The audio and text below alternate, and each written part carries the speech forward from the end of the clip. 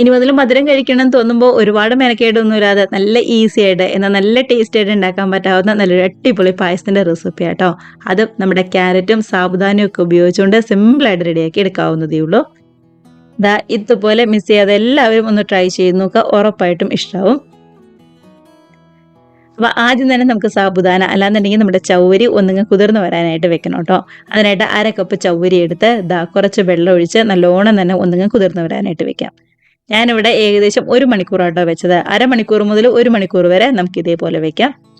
ഇങ്ങനെ വെക്കുമ്പോൾ സാബുദാന പെട്ടെന്ന് നിങ്ങളുടെ വെന്ത് കിട്ടിക്കോളും. ഇല്ലാന്നുണ്ടെങ്കിൽ ഒരുപാട് സമയം വേണ്ടി വരും. ഒരു 1 മണിക്കൂർ ഞാൻ വെച്ചിട്ടുണ്ട്. അതിനുശേഷം ഒരു 1/2 കപ്പ് വെള്ളം ഒഴിച്ച് നല്ലോണം തന്നെ തിളപ്പിച്ചെടുക്കാം. ഇതിനകത്തേക്കാണ് നമ്മുടെ കുതിർത്ത് വന്ന സാബുദാനയും കൂടി ചേർത്ത് കൊടുക്കുന്നത്. അതിനുശേഷം ശരിക്കും ഒന്നിങ്ങ് തിളച്ച് ഒരു 2-3 മിനിറ്റ് കഴിയുമ്പോഴേക്കും നല്ലോണം തന്നെ സോഫ്റ്റ് ആയിട്ട് ശരിക്കും വെന്ത് വന്നോളൂ. ഇതുപോലെ നന്നായിട്ട് തിളച്ച് ശരിക്കും സോഫ്റ്റ് ആയിട്ട് വന്നിട്ടുണ്ട്. ഇനിയിപ്പോൾ ഗ്യാസിന്റെ ഫ്ലെയിം ഒരു മീഡിയത്തിലേക്കോ അല്ലാന്നുണ്ടെങ്കിൽ ലോ ഫ്ലെയിമിലേക്കോ വെച്ച് ഒരു 1-2 മിനിറ്റ് കൂടി കഴിയുമ്പോൾ നമുക്ക് ഗ്യാസ് അങ്ങ് ഓഫ് ചെയ്യാം. കണ്ടോ, ഇതുപോലെ നല്ല അടിപൊളിയായിട്ട് വന്നിട്ടുണ്ട്. ഇനിയിപ്പോൾ വലിയ ചൂട് ഒന്ന് ആറി കഴിഞ്ഞതിന് ശേഷം വേണം നമുക്ക് റെഡിയാക്കി എടുക്കാനായിട്ട്. അപ്പോൾ ഗ്യാസ് ഓഫ് ചെയ്ത് അതവിടെ മാറ്റി വെക്കാവേ. അപ്പോൾ നമ്മുടെ ചൗവരിയുടെ ചൂടൊക്കെ നല്ല രീതിയിൽ ഒന്നങ്ങ് ആറി വരുമ്പോഴേക്കും നമുക്ക് ബാക്കി കാര്യങ്ങളൊക്കെയും ചെയ്തെടുക്കാം. അത്യാവശ്യം വലിപ്പമുള്ള നോൺ സ്റ്റിക്കിൻ്റെ ഒരു പാനാട്ടോ ഞാൻ എടുത്തിരിക്കുന്നത്. ഇതിനകത്തേക്ക് 2 ടേബിൾ സ്പൂൺ നെയ്യാണ് ചേർത്ത് കൊടുക്കുന്നത്. ചൂടായ നെയ്യിലേക്ക് കുറച്ച് കാഷ്നട്ടും അതേപോലെ തന്നെ നീളത്തിലെ കട്ട് ചെയ്ത ബദാമും കൂടി ചേർത്ത് കൊടുക്കുന്നുണ്ട്.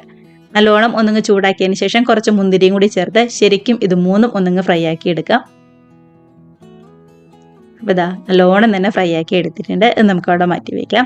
ഇനി അതേ നെയ്യിലേക്ക് തന്നെയാണ് നമ്മൾ ഗ്രേറ്റ് ചെയ്ത് വെച്ചിരിക്കുന്ന ക്യാരറ്റും കൂടി ചേർത്ത് കൊടുക്കുന്നത്. ഞാനിവിടെ 2 മീഡിയം വലുപ്പത്തിലുള്ള ക്യാരറ്റ് തൊലി കളഞ്ഞ് ഇതുപോലെ നന്നായിട്ട് ഗ്രേറ്റ് ചെയ്ത് എടുത്തതാട്ടോ.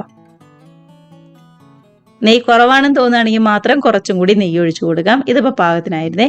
ഇനിയിപ്പോൾ ശരിക്കും ഒന്നിങ്ങ് ചൂടാക്കി പച്ചമണമൊക്കെ നല്ലോണം മാറി ക്യാരറ്റ് പതുക്കെ ഒന്നിങ്ങ് വെന്ത് വരണം. നമ്മൾ ഈ ഗ്രേറ്റ് ചെയ്ത് തീരെ കനം കുറച്ചതായതുകൊണ്ട് പെട്ടെന്ന് തന്നെ ക്യാരറ്റൊക്കെ ചൂടായിട്ട് പതുക്കെ ഒന്നിങ്ങ് വെന്ത് വന്നോളും.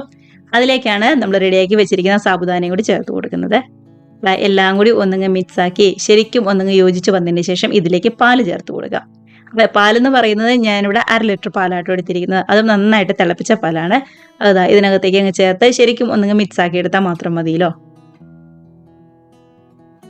ഞാനിവിടെ 1/2 കപ്പ് സാബുദാന എടുത്തതുകൊണ്ടാണ് 1/2 ലിറ്റർ തന്നെ പാലെടുത്തത്. നിങ്ങൾ കുറച്ചും കൂടിയൊക്കെ സാബുദാനയും അതേപോലെ തന്നെ ക്യാരറ്റും ഒക്കെ എടുക്കുകയാണെങ്കിൽ അതനുസരിച്ച് പാല് കൂട്ടി കൊടുക്കണേ.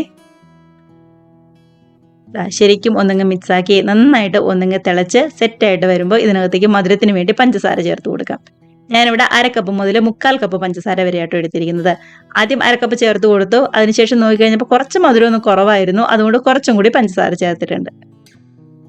നമ്മൾ ഈ പഞ്ചസാരയ്ക്ക് പകരം ശർക്കരപ്പാനി ചേർത്ത് കൊടുത്താലും നല്ല ടേസ്റ്റ് തന്നെ ഉണ്ടാവും. അപ്പോൾ സമയം ഉണ്ടെന്നുണ്ടെങ്കിൽ നിങ്ങൾ ശർക്കരപ്പാനി തന്നെ ഉപയോഗിച്ചോളൂ. ഞാനിവിടെ എളുപ്പത്തിന് വേണ്ടി പഞ്ചസാര ചേർത്തു എന്നേ ഉള്ളൂ. എല്ലാം കൂടി തിളച്ച് നല്ലോണം തന്നെ ഒന്നിങ്ങ് യോജിച്ച് വന്നിട്ടുണ്ട്. ഏറ്റവും ലാസ്റ്റായിട്ട് കുറച്ച് ഏലക്കപ്പൊടിയും നമ്മൾ ഫ്രൈ ചെയ്ത് വെച്ചിരിക്കുന്ന കാഷ്നട്ടും മുതിരിയും കൂടി ചേർത്ത് കൊടുക്കാം. നന്നായിട്ട് മിക്സാക്കി സെറ്റായിട്ട് വരുമ്പോൾ ഗ്യാസ് അങ്ങ് ഓഫാക്കാം. അപ്പോൾ ഇത്രയേ ഉള്ളൂ നമ്മുടെ പായസത്തിന്റെ പരിപാടി എന്ന് പറയുന്നത്. ഇനിയിപ്പോൾ ഇത് ഇരുന്ന് ഒന്നും കൂടി തണുത്ത് കഴിയുമ്പോൾ കുറച്ചും കൂടി കുറുകി ശരിക്കും സെറ്റായിട്ട് അടിപൊളിയായിട്ട് വരും കേട്ടോ. കണ്ടോ, ഇതുപോലെ നല്ലോണം തന്നെ കുറുകി വന്നോളൂ. അപ്പോൾ മിസ് ചെയ്യാതെ എല്ലാവരും ട്രൈ ചെയ്ത് നോക്കി കമൻസ് ഒക്കെ മറക്കാതെ അറിയിക്കുക. അതേപോലെ തന്നെ വീഡിയോ റെസിപ്പി ഒക്കെ നിങ്ങൾക്ക് ഇഷ്ടമായിട്ടുണ്ടെങ്കിൽ ഒന്ന് ലൈക്ക് അടിച്ച് ഷെയറും കൂടി ചെയ്യാനും ആദ്യമായിട്ട് നമ്മുടെ ചാനൽ ആരെങ്കിലും കാണുന്നവരുണ്ടെങ്കിൽ ചാനലും കൂടി സബ്സ്ക്രൈബും കൂടി ചെയ്യാനായിട്ട് മറക്കല്ലേ.